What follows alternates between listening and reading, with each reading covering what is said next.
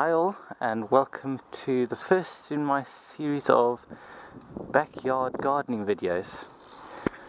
Basically, the garden here has been neglected for about 6 or so years, and I've just been gradually working to get it back on its feet and a bit more orderly, and see if I can grow some special things.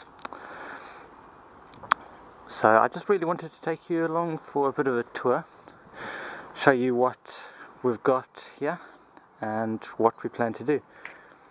So first of all, we've got some pots down the stairs here. I won't be doing much with these. There's already some herbs and such growing. Down the side here, this is our sort of kitchen herb garden. Have going here. It's died back. It's still early spring. So we've got some lemon balms, we've got mint, got lemongrass, so on over here.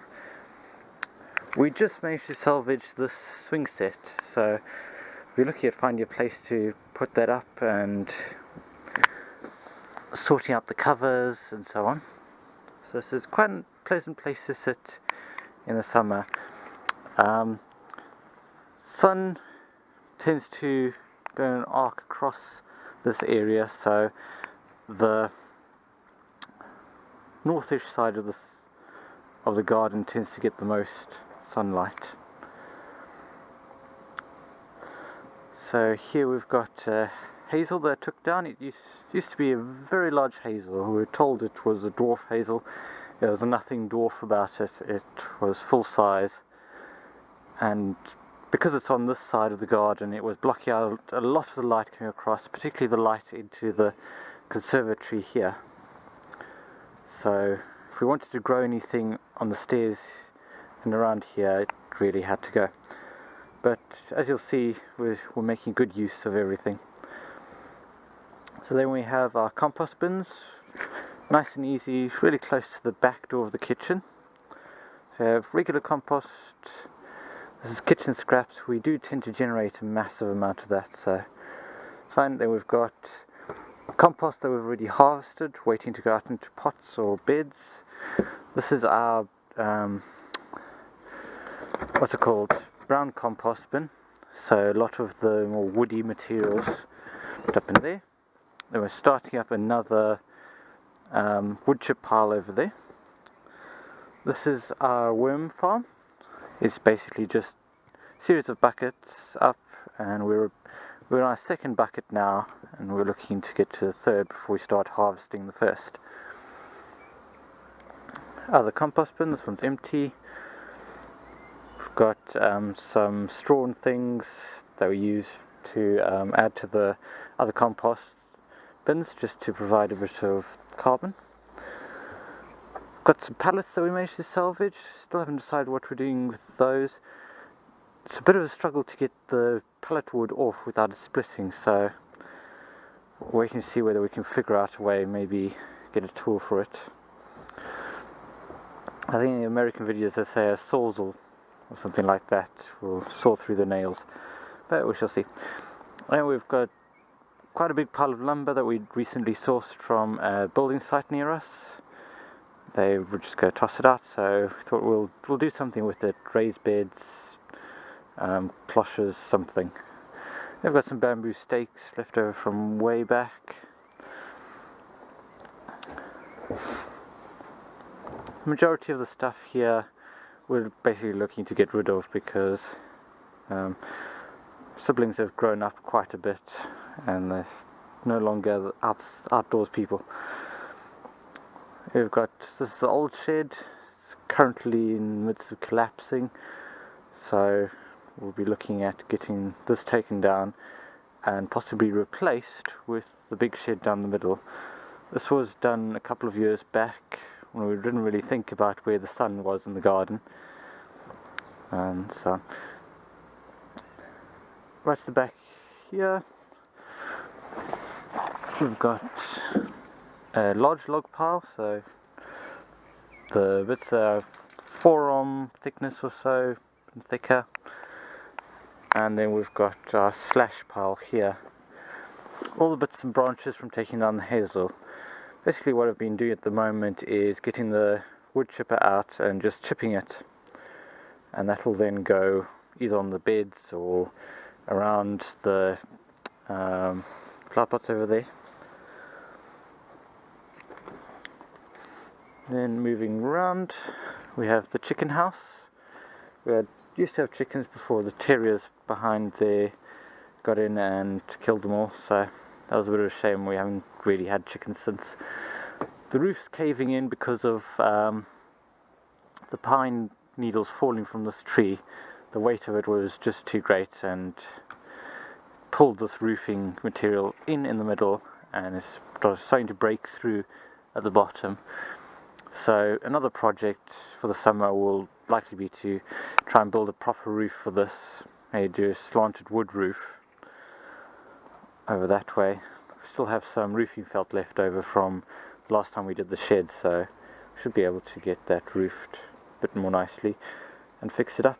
At the moment it's acting a bit like my wood storage, so I've got some logs that I bought for my forest school training, etc., so that's still there. And then so I've got some hazel there that's seasoning in the corner, and I can split that down, use that for firewood. We've got a kind of a plant nursery getting established here. Might get a greenhouse, more of those PVC greenhouses for around this area, and then start off seedlings in there, move them onto the pots here, and then plant them out or just grow them as they are. These pots we got salvaged from a local couple that were moving out, and they weren't sure who was going to get the house next, so they left it to us. Got some geranium robertanum, I believe, Herb Robert, so I'm not too fussed about what that growing in there. I don't plant it, but whatever grows, grows. It's not like it's an unwelcome plant. So I've got some daffodils, I believe, coming up through here. This is a cherry tree. It's budding a bit early, so I think we're still due a couple of really hard frosts to this, so I hope it'll be okay. Here. Got a bit of a rockery here. We do get quite a few frogs in the garden, and they do like to hide here from the vicious Douglas. Yeah. And then this is a big project at the moment. Looking at starting up a raised bed here. We didn't have much wood when I started working on this, and couldn't use paving stones, basically out of ideas, so we used some logs from the hazel tree. This is all hazel here, and then got hazel stakes around. We're going to look at filling this in with a mixture of compost and wood chips and so on, and then planting out a few perennials and herbs and so on. We've got this hazel tree which was unkindly pollarded by a neighbour. You can see it about that height. They were worried about the impact on their garden, so they decided to chop.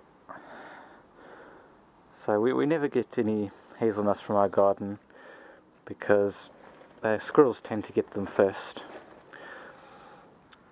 So I'll go around the other way, and it's a little bit easier to show you. Yeah, here in the middle we have a fire pit, which we use for braais and campfires and whatnot.